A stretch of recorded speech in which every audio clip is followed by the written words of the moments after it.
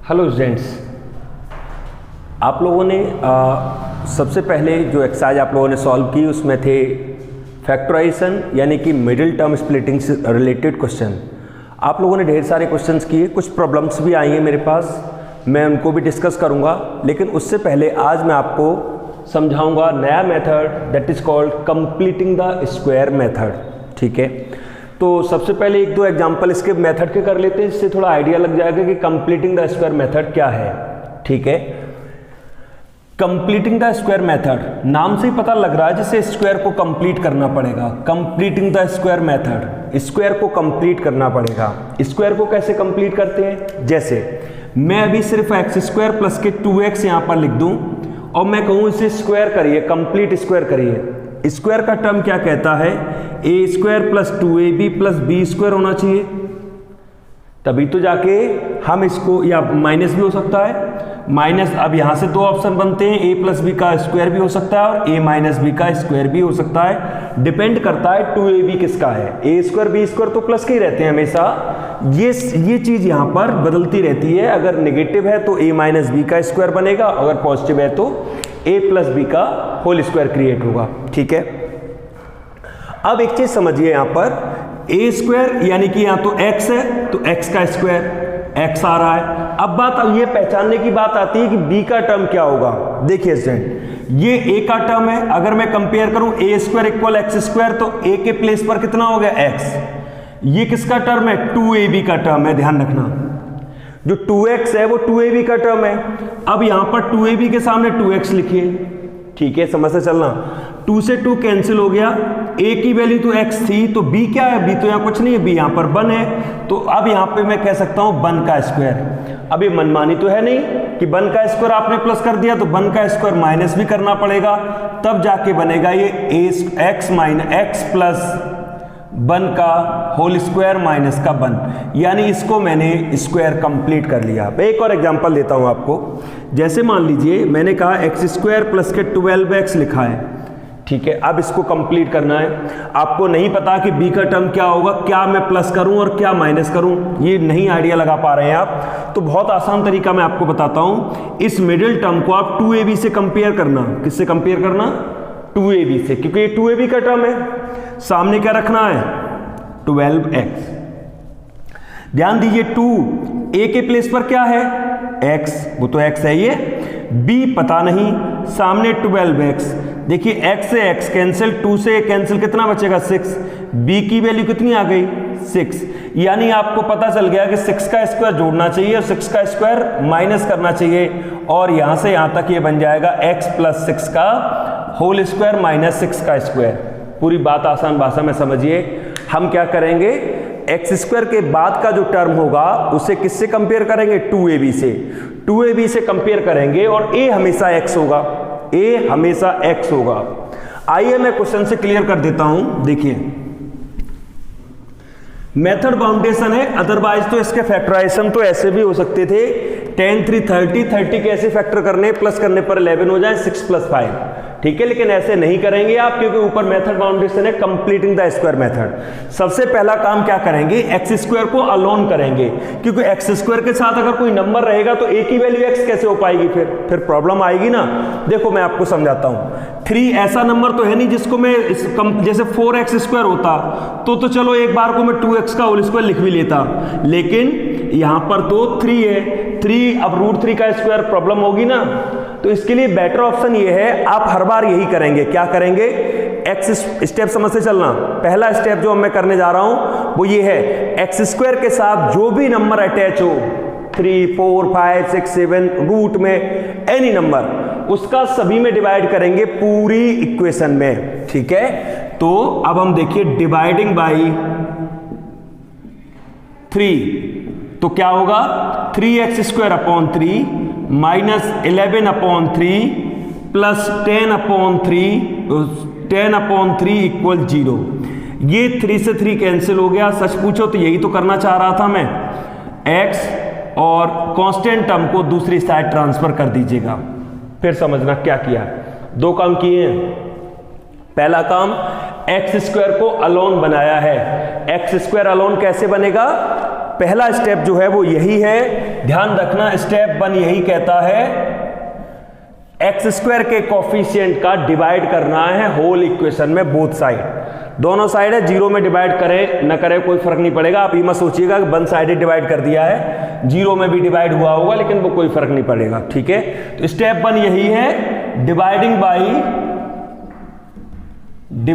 By coefficient of x square in whole equation, पूरी equation में x square के coefficient का डिवाइड करना। स्टेप 2 क्या है? स्टेप 2 है transfer the coefficient constant term, transfer the constant term on other side,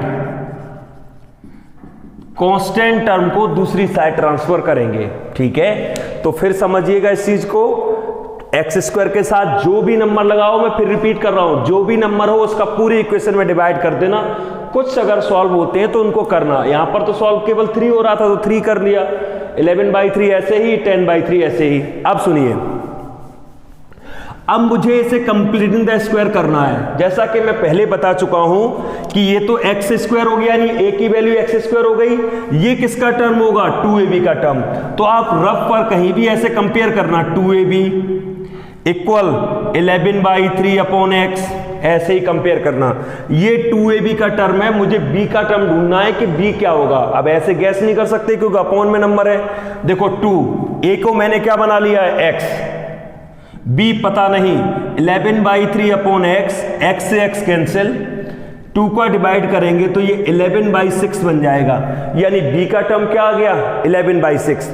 तो क्या करेंगे? एक्स स्क्वायर माइनस 11/3x रहेगा, 11/6 का होल स्क्वायर प्लस होगा इस साइड में, 10/3 रहेगा, 11/6 का स्क्वायर इस साइड में भी प्लस होगा। यानी कि आप चाहें तो यहां लिख दीजिए adding 11/6 whole square on both side. हमने इसको दोनों साइड प्लस किया है, ठीक है। दोनों साइड जब प्लस किया है तो इक्वेशन बैलेंस हो जाती है, फिर कोई फर्क नहीं पड़ेगा, ठीक है। अब आप समझिए b का जो कुछ है बस इतना ही है। अगर आप इस चीज को समझ गए तो कंप्लीटिंग द स्क्वायर मेथड आपको कभी परेशान नहीं करेगा कि b के टर्म को कैसे ढूंढते हैं, कैसे आइडिया लगाते हैं कि a square minus 2ab plus b square क्या होगा, तो ऐसे आइडिया लगाते हैं। आप देखिए इस 2ab के टर्म को 2ab से कंपेयर करते हैं और a हमेशा x कर लेते हैं। x के साथ अगर कोई नंबर होगा फिर भी हम उसे x कर लेंगे, dividing by the particular coefficient of x square, हम उसे सिंगल x बना लेंगे। सिंगल x का मतलब है a की वैल्यू तो x कंफर्म हो ही जाती है, 2 फॉर्मूले में होता है, b की वैल्यू हमें कैलकुलेशन से पता लग जाती है और हमें पता लगता है कि ये b आ गया 11/6, तो स्क्वायर करके प्लस करना है। स्क्वायर करके प्लस क्यों करना है? a square plus b square minus 2ab, ये 2ab का टर्म है, ठीक है। आप चाहें तो इसको बैक क्लोज कर रहा हूं, आप इसे क्लोज करेंगे तो लिखेंगे x माइनस 11/6 का whole square, a square plus B square minus 2ab। आप चाहें तो इसे ओपन करके देख लें, यही चीज आएगी, a square plus B square, 2ab करेंगे, 2 से 6 कैंसिल होंगे इसलिए 3 रह गया है। क्लियर हुई? यही तो हुआ कंप्लीटिंग द स्क्वायर। हमने इस स्टेटमेंट को कंप्लीट स्क्वायर बना दिया, जैसा भी बना कंप्लीट स्क्वायर बन गया। सामने माइनस का 10/3 है, ये 121/36 हो गया। इधर कैलकुलेशन करेंगे, 11 का स्क्वायर 121, 6 का स्क्वायर 36, ठीक है। ये x माइनस 11/6 का whole square as it is चलने दीजिए। 36 से एलसीएम लेंगे, 3 12 पर करेंगे माइनस 120, 36 1 का ऊपर करेंगे 121, देख सकते हैं आप, ठीक है।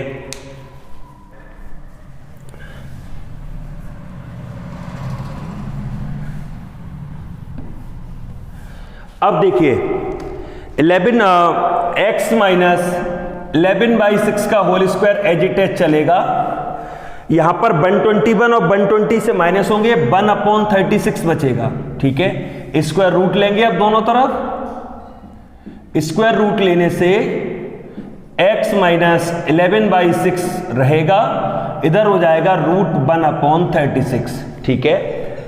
x माइनस 11/6 यहां आ जाएगा प्लस माइनस 1/6। आप जानते हैं रूट से बाहर जब कोई नंबर आता है इट में बी नेगेटिव, इट में बी पॉजिटिव, तो डबल साइन लेकर वो काम करना होगा। अब क्या करेंगे, एक बार प्लस यहां से बांट लीजिए, एक बार प्लस लेके काम करेंगे, एक बार माइनस के, टेकिंग प्लस, तो x माइनस 11/6 इक्वल हो जाएगा 1/6। ट्रांसफर करिए, 1/6 प्लस 11/6, x इक्वल हो जाएगा 12/6, x की एक वैल्यू 2 आ गई, देख सकते हैं आप। अब एक बार माइनस लेंगे, टेकिंग नेगेटिव, माइनस लेंगे, x माइनस 11/6 इक्वल 1/6 नेगेटिव, तो माइनस 1/6 प्लस 11/6, x का एक आंसर आएगा 10/6, यानी कि आप चाहें तो लिख सकते हैं 5/3, देख सकते हैं आप। ये जो x की दो वैल्यू आई हैं, इन्हें हम कहते हैं रूट ऑफ द इक्वेशन। ये x की दो वैल्यू ही रूट्स ऑफ द इक्वेशन है। इस मेथड को कहते हैं कंप्लीटिंग द स्क्वायर मेथड। ठीक है, कुछ ऐसे क्वेश्चन भी होते हैं जिनके फैक्टराइजेशन पॉसिबल नहीं हो पाते हैं। ठीक है, या तो फैक्टराइजेशन रूट में आ रहे होते हैं, तो उनको हम कंप्लीटिंग द स्क्वायर मेथड या क्वाड्रेटिक फॉर्मूला मेथड से ही सॉल्व कर सकते हैं, फैक्टराइजेशन मेथड से सॉल्व नहीं कर सकते। कल के क्वेश्चन थे एग्जाम में, सॉरी असाइनमेंट जो था लास्ट डे का, उसमें एक दो क्वेश्चन था आपका प्रॉब्लम इस तरीके का। आइए मैं डिस्कस करता हूं। 12 जैसे क्वेश्चन था, प्रॉब्लम थी 1/x minus 1/x - 2 equal 3, 1/x - 2 equal 3। अब देखिए स्टूडेंट, पहले तो इसे प्रॉपर इक्वेशन बनाते हैं। एलसीएम आएगा x - 2।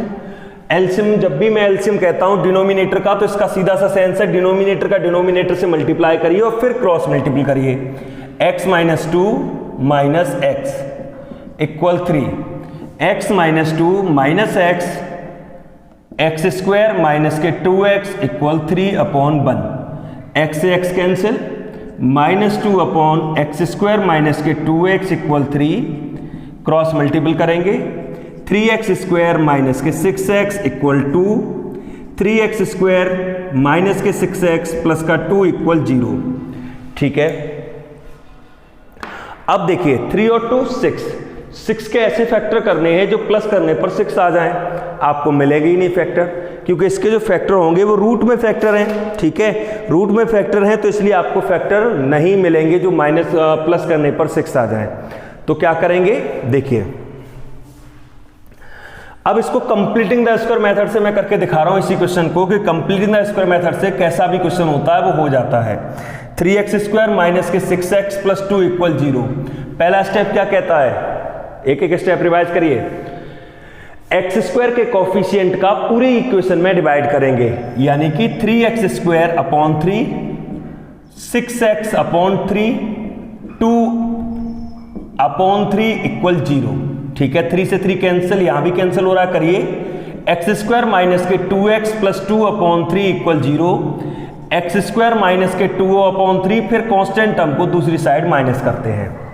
फिर ये पता लगाते हैं कि 2ab का टर्म तो ये है, b का टर्म क्या होगा। b के टर्म के लिए 2ab के सामने हम मिडिल टर्म को लिखते हैं। 2a की वैल्यू तो हमेशा x होती ही है, हम प्लान ही करते हैं, तो x से x कैंसिल, b 2/2 यानी b की वैल्यू कितनी आ गई 1। b की वैल्यू 1 आने का मतलब है adding 1 square on both side, दोनों तरफ 1 का स्क्वायर प्लस होगा। आप सोचेंगे कि 1 का स्क्वायर तो 1 ही रहता है, फिर स्क्वायर क्यों लगा रहे हैं, क्योंकि आपको सीखना होगा ये b का टर्म है, और b का टर्म है जब स्क्वायर करके लिखेंगे तभी तो a square plus b square minus के 2ab सेट हुआ। प्लस होता तो प्लस का होल स्क्वायर, और माइनस है तो माइनस का, ये क्या बन गया x - 1 का होल स्क्वायर, और सामने माइनस का 2/3 प्लस 1। ठीक है, देख सकते हैं आप।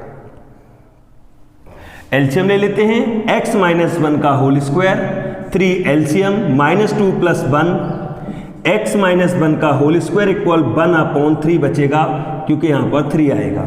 ठीक है, अब स्क्वायर रूट लेंगे, फिर से वही तरीका, स्क्वायर रूट लेंगे।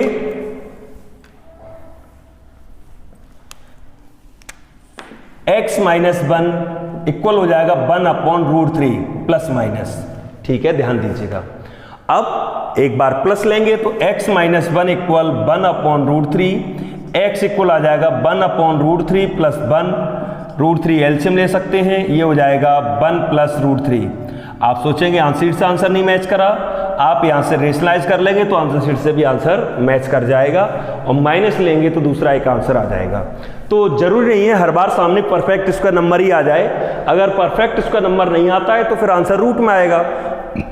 आंसर रूट में आ रहा था इसलिए आपको फैक्टराइजेशन नहीं मिल रहे थे, 12 में भी यही होना है, 13 में भी यही होना है, ठीक है, क्योंकि उनके आंसर इस तरीके के हैं जो कंप्लीटिंग द स्क्वायर मेथड या क्वाड्रेटिक फॉर्मूला मेथड से हो सकते हैं, जो कि हमारा नेक्स्ट मेथड है इस मेथड के बाद। आइए कंप्लीटिंग द स्क्वायर मेथड से मैं और एक दो क्वेश्चन करा देता हूं, जिससे आपको और कंफर्ट फील हो और आप अच्छे से सीख पाए। देखिए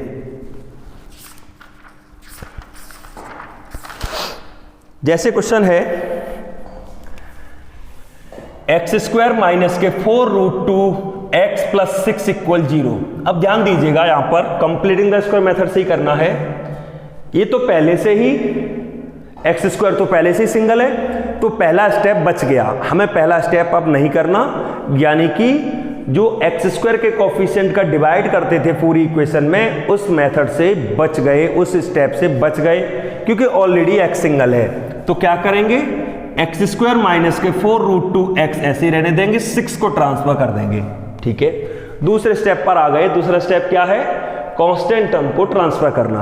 अब तीसरा स्टेप क्या है, 2ab टर्म को फाइंड आउट करना। उसके लिए क्या करेंगे, 2ab के सामने 4√2x रिप्लेस करेंगे। a की वैल्यू तो हमेशा x होती है, क्योंकि हम नहीं होती है फिर भी हम बना लेते हैं, यहां तो ऑलरेडी थी, तो 4√2 में 2 का डिवाइड होगा, 2√2 आ गया, देखिए, यानी कि x² माइनस का 4√2x और 2√2 स्क्वायर प्लस होगा यहां पर, और 2√2 यहां पर भी प्लस होगा, देख सकते हैं, ठीक है। यहां पर लिखेंगे adding 2√2 square on both side, दोनों साइड 2√2 स्क्वायर को ऐड किया है। अब आप ध्यान देंगे a² plus b² minus 2ab, a² plus b² minus 2ab क्या बन गया, x माइनस 2√2 का स्क्वायर, सामने -6 और प्लस का 8 आ गया, x माइनस 2√2 का होल स्क्वायर रहेगा, और 8 में से 6 माइनस होंगे तो 2 आ जाएगा, देख सकते हैं आप, ठीक है। Squaring on both side, root लेंगे, square root on both side, तो आपका आएगा x माइनस 2√2, ठीक है, प्लस माइनस जरूर लगाएंगे स्क्वायर रूट लेते समय। अगर एक बार हम प्लस लेंगे तो x माइनस 2√2 इक्वल √2 प्लस का, तो ये आ जाएगा √2 प्लस 2√2, x की वैल्यू आ जाएगी 3√2, ठीक है। एक बार नेगेटिव लेंगे, x माइनस 2√2 इक्वल माइनस √2, ये हो जाएगा माइनस √2 प्लस 2√2, तो x का आंसर ओनली सिंगल √2 बचेगा, तो एक आंसर 3√2 और एक आंसर √2। इस तरीके से आंसर निकाल सकते हैं, आंसर आगे पीछे हो सकते हैं, कोई प्रॉब्लम नहीं है। तो ये तरीका है कंप्लीटिंग द स्क्वायर मेथड का। आई होप आपको क्लियर हुआ होगा, ठीक है। अब मैं कुछ आपकी लास्ट असाइनमेंट की प्रॉब्लम बताऊंगा, और आज मैं आपको कंप्लीटिंग द स्क्वायर मेथड से एक्सरसाइज सॉल्व करने को दूंगा, जिससे कि आपको ये मेथड भी क्लियर होने लगे, ठीक है।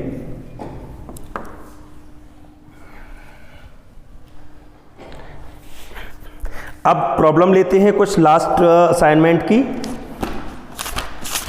बेटा 12, 13 सभी की प्रॉब्लम थी, तो 12, 13 में आपको पता है फैक्टराइजेशन से नहीं होंगे वो क्वेश्चन, वो बाय द वे इस एक्सरसाइज में इन्वॉल्व है, वो आपको क्वाड्रेटिक फॉर्मूला मेथड या कंप्लीटिंग द स्क्वायर मेथड से ही करने होंगे, इसलिए 12, 13 का तो इशू कोई नहीं है। अब मैं 16 करा रहा हूं, प्रॉब्लम समझते हैं जल्दी से।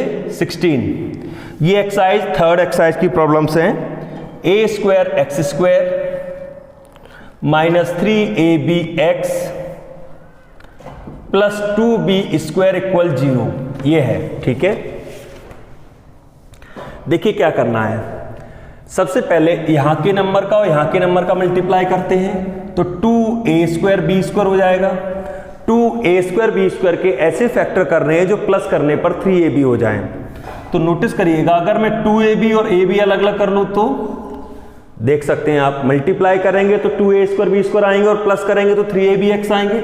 बस इसी तरीके से मिडिल टर्म स्प्लिटिंग को सेट किया जाता है।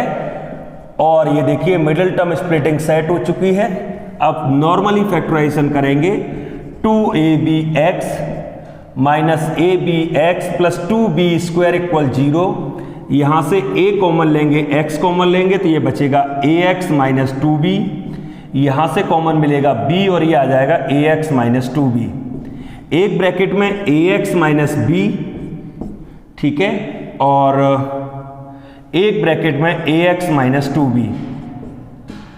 सॉल्व करेंगे, x के दो वैल्यूज आ जाएंगी, वही आपके आंसर्स होंगे इस क्वेश्चन नंबर 16 के। और आंसर मैं बता दूं, आंसर आ रहे हैं आपके 2b अपॉन a और b अपॉन a, आप देख सकते हैं यहाँ से, ठीक है। अब मैं पूरा नहीं कर रहा, सिर्फ कंपेयर करने का काम रह गया है।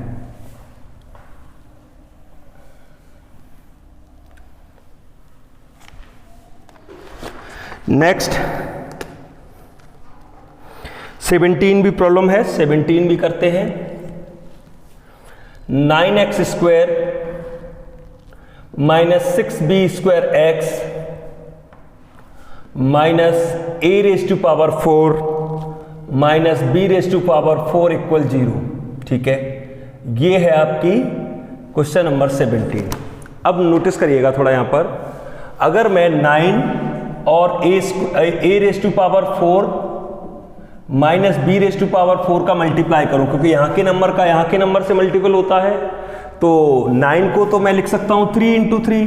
इसके फैक्टर अगर मैं चाहूं तो आप नोटिस करिएगा a square plus B square और a square minus B square कर सकता हूं मैं।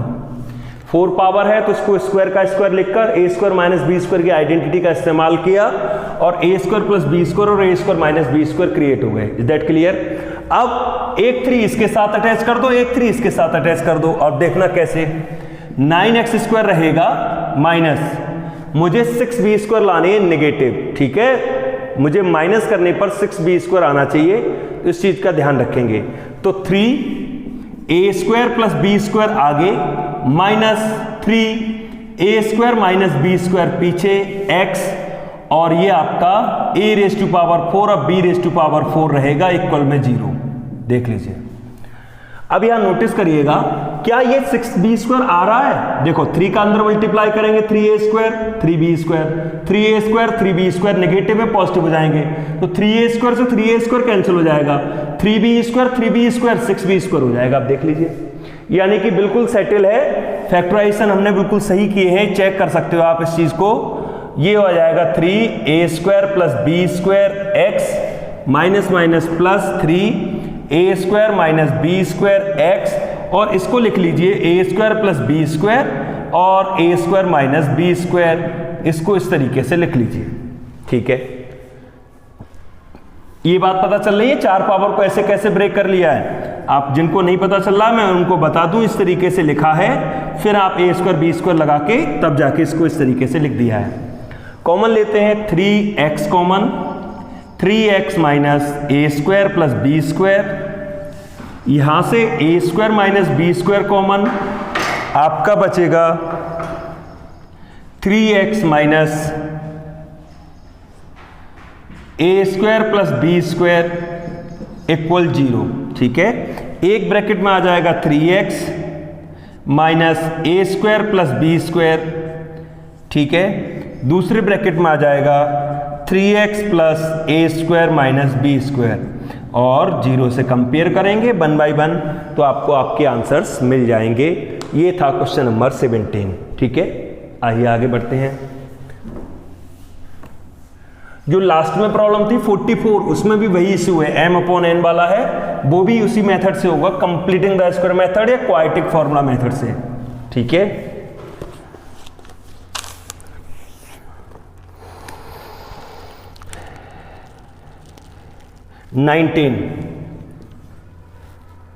ax square plus 4a square minus का 3bx माइनस 12ab इक्वल 0, ठीक है। आप नोटिस करिए मिडिल टर्म ऑलरेडी स्प्लिट है। जब मिडिल टर्म ऑलरेडी स्प्लिट है तो ऐसी सिचुएशन में आपको मिडिल टर्म स्प्लिट करने के लिए दोबारा से कुछ भी अप्लाई नहीं करना, यानी कि आपको इस क्वेश्चन में फैक्टराइजेशन नहीं करने, दे आर ऑलरेडी डन, ठीक है। जब ऑलरेडी डन है तो आपको सिर्फ कॉमन लेना है, अब फैक्टराइजेशन की तो बात ही नहीं करनी।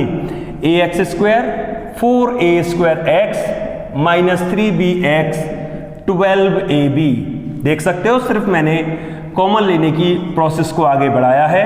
ax कॉमन, x बचेगा, प्लस के 4a बचेंगे, यहां से 3b कॉमन, x + 4a, एक ब्रैकेट में x + 4a, एक ब्रैकेट में ax - 3b = 0।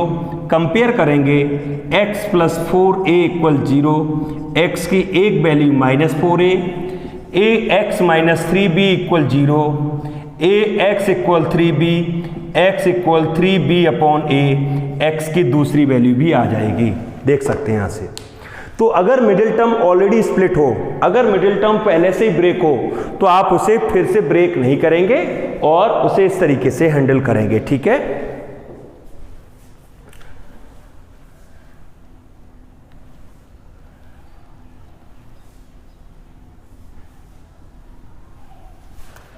आइए, इसके बाद आपकी प्रॉब्लम है क्वेश्चन नंबर 23। आइए, एक स्टूडेंट की प्रॉब्लम क्वेश्चन नंबर 23 है, इसको करते हैं। 2x / x - 4, 2x - 5 / x - 3, 25/3। ऐसे क्वेश्चन में स्टूडेंट कैलकुलेशन का ज़्यादा मैटर होता है। ऐसे क्वेश्चन में आप क्या क्या कैलकुलेशन सही कर पाए, क्योंकि कैलकुलेशन सही करके पहले इक्वेशन क्रिएट करनी है। तो ऐसे क्वेश्चन में कोई मुश्किल काम नहीं है, मुश्किल काम सिर्फ इतना है सही कैलकुलेशन करना। x - 4 और x - 3 एलसीएम हो जाएगा, क्रॉस मल्टीपल होगा तो 2x में मल्टीपल होगा x - 3 का, और 2x - 5 में मल्टीपल होगा x - 4 का। बस कैलकुलेशन सही से करनी होती है, अगर कैलकुलेशन सही से कर दोगे तो कोई प्रॉब्लम नहीं होने वाली, ठीक है। आइए मल्टीपल करते हैं।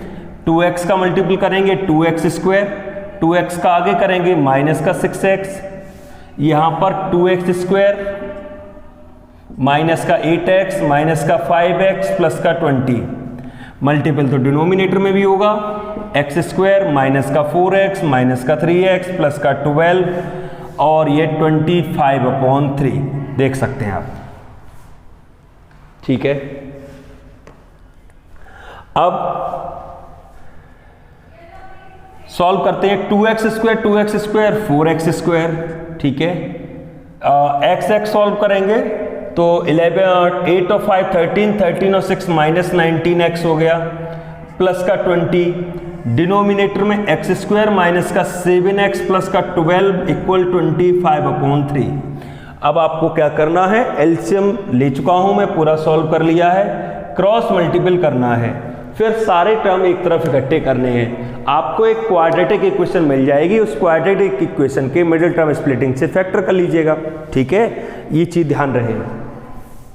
तो इस तरीके के क्वेश्चन में कोई प्रॉब्लम की बात नहीं होती, सिर्फ इतना ध्यान रखना होता है कि हम सही कैलकुलेशन करें। कैलकुलेशन में अगर गलती होगी तो फिर आगे इक्वेशन गलत बनेगी, इक्वेशन गलत बनेगी तो फिर फैक्टराइजेशन नहीं कर पाओगे आप। आइए, कुछ रूट में भी प्रॉब्लम आई है, रूट के क्वेश्चन में उनको भी डिस्कस करते हैं। जैसे 37, 3√5x²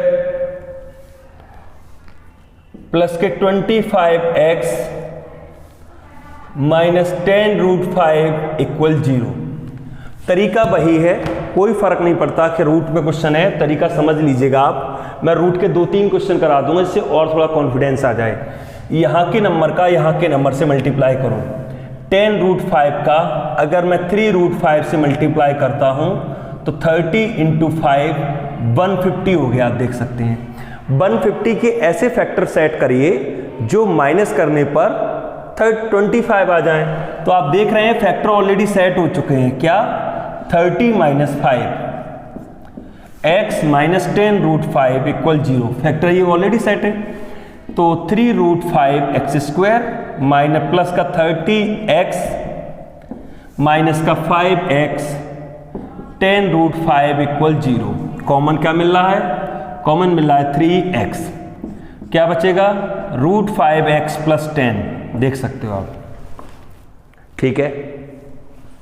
अब आप सोचेंगे यहां तो कुछ कॉमन नहीं मिल रहा, यहां मिल रहा है कॉमन।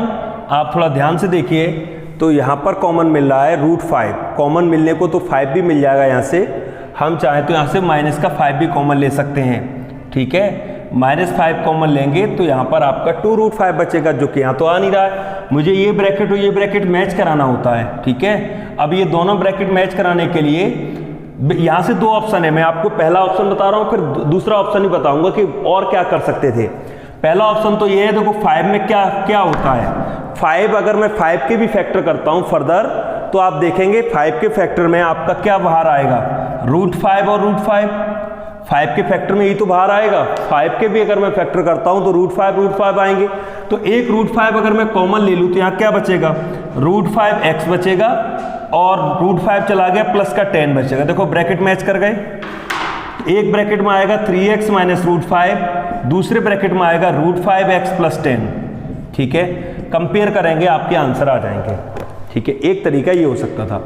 दूसरा तरीका ये भी हो सकता था कि मान लीजिए आप इसको इस तरीके से नहीं करना चाहते,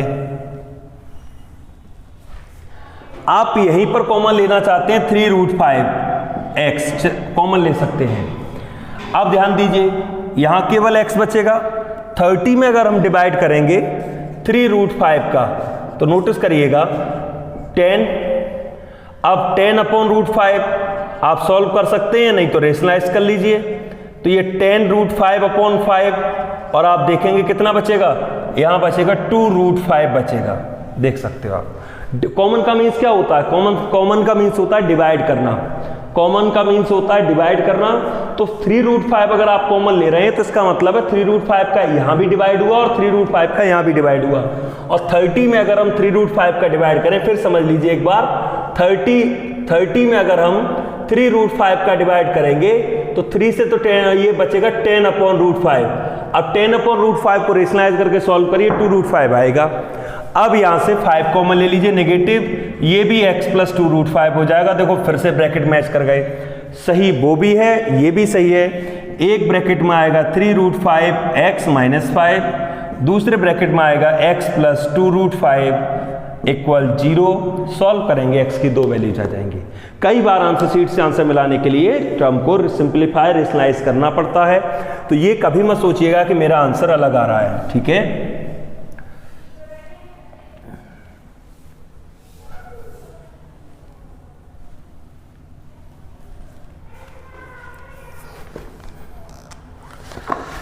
next question number 39, 4√3x² plus का 5x माइनस 2√3 इक्वल 0, ठीक है।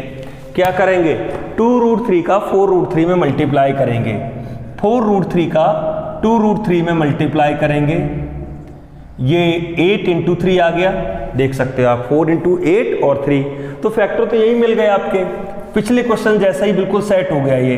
अब 5 की जगह क्या लिखोगे, 8 - 3x माइनस का 2√3 इक्वल 0, 4√3x² रहेगा, इसे हम क्या लिखेंगे, 8x माइनस का 3x माइनस का 2√3 इक्वल 0, 4x² 4√3 x² कॉमन लेने स्टार्ट करिए, कॉमन लेते हैं यहां से 4x कॉमन, √3x प्लस का 2 बचेगा, यहां से √3 कॉमन। अब आप समझ गए होंगे √3 क्यों कॉमन मिल रहा है, क्योंकि 3 में ऑलरेडी 2 छिपे हुए हैं, क्या, √3 × √3। अगर 3 के हम फैक्टर करते हैं तो √3 × √3 आएगा, तो मैं एक √3 कॉमन लेता हूं तो एक √3 बचेगा प्लस का 2 बचेगा, क्योंकि नेगेटिव में कॉमन लेकर आया हूं।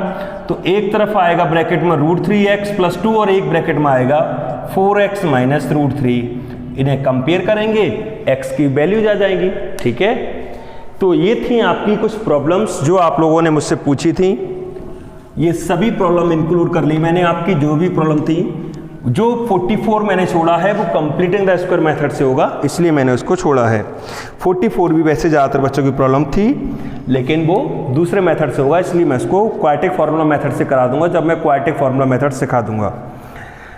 एक दो क्वेश्चन और है, उसको भी डिस्कस कर लेते हैं। बहुत बार आता है क्वेश्चन, मैं इसलिए यहाँ पर करा रहा हूँ। क्वेश्चन होता है इस तरीके से, 1/a प्लस 1/b, इस तरीके से 1/a 1/b प्लस 1/x। ठीक है, इसको सॉल्व करना है। आइए समझते हैं इसको कैसे सॉल्व करते हैं। x के टर्म एक साइड कर लेते हैं, जैसे 1/a plus b plus x, और सामने से 1/x इधर ले आए, सामने 1/a और 1/b रहने दिया। फिर समझिएगा क्या किया, x के टर्म एक साइड कर लिए हैं। एलसीएम लेते हैं, एलसीएम लेंगे तो a plus b plus x के साथ x। जब भी मैं वेरिएबल्स का एलसीएम लेने की बात करता हूं तो मैं हमेशा कहता हूं कुछ मत करिए, सिर्फ क्या करिए, डिनोमिनेटर का डिनोमिनेटर से मल्टीप्लाई करिए और क्रॉस मल्टीप्लाई कर लीजिए। ठीक है, अब x का 1 में होगा x, इन तीनों का -1 में होगा तो -a minus b minus x। ध्यान रखेंगे यहां पर a b LCM b plus a। ठीक है, x से x कैंसिल, क्या रह गया, -a माइनस b। अगर मैं -1 कॉमन ले लूँ तो क्या आ जाएगा, a प्लस b। यहाँ मल्टीप्लाई करूँ तो ax plus bx plus x square, और सामने a plus B upon A B.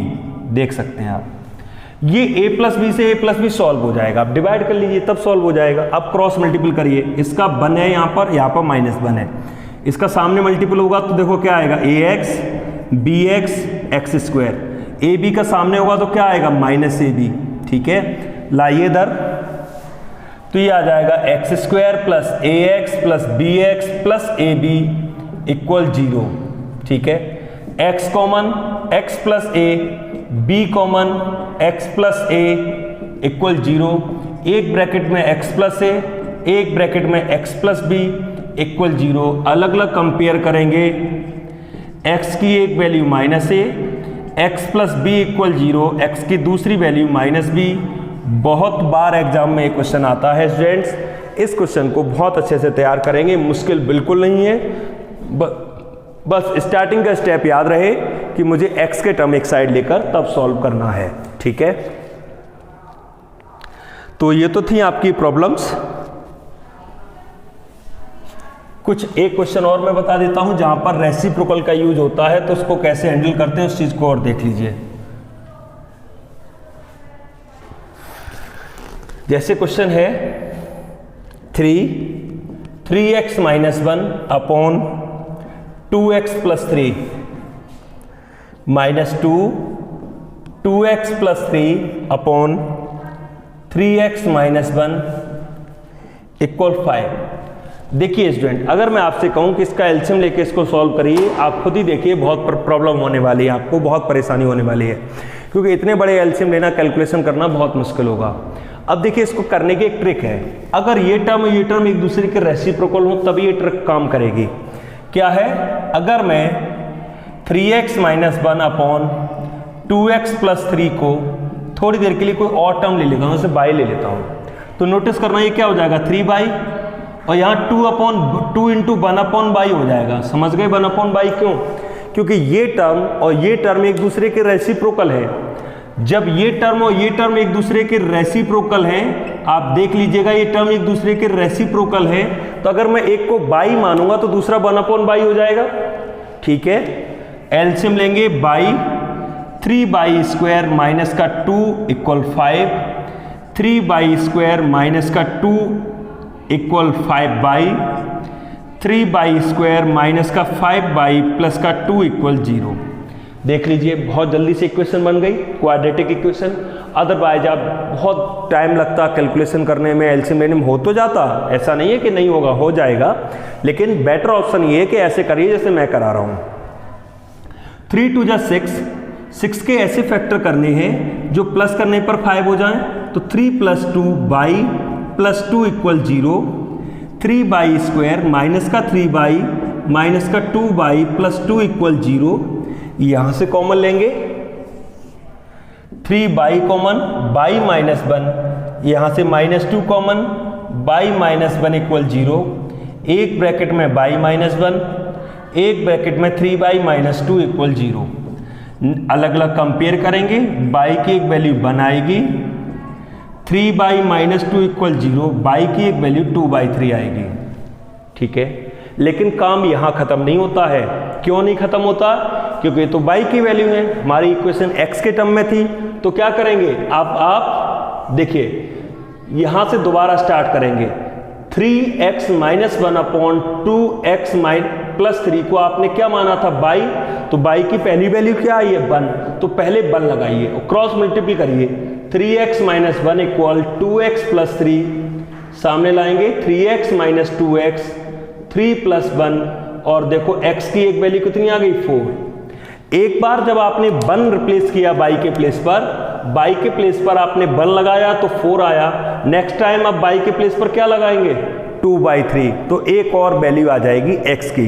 तो ऐसे कॉम्प्लिकेटेड क्वेश्चंस को आसान बना सकते हैं इस प्रोसेस से, रेसिप्रोकल प्रोसेस से। ध्यान रहिए मेथड तभी यूज होगा जब एक टर्म दूसरे का रेसिप्रोकल होगा, तो इस तरीके से कोई एक्स्ट्रा वेरिएबल लेकर उस इक्वेशन को आसान बना सकते हैं। ठीक है, तो आज मैंने आपकी प्रॉब्लम को डिस्कस किया और कुछ अच्छे क्वेश्चन भी सॉल्व कराए हैं, और साथ ही साथ आज मैंने कंप्लीटिंग द स्क्वायर मेथड भी डिस्कस किया है, जिसके बेसिस पर आप कंप्लीटिंग द स्क्वायर मेथड से भी क्वेश्चन को सॉल्व कर सकते हैं। Thank you.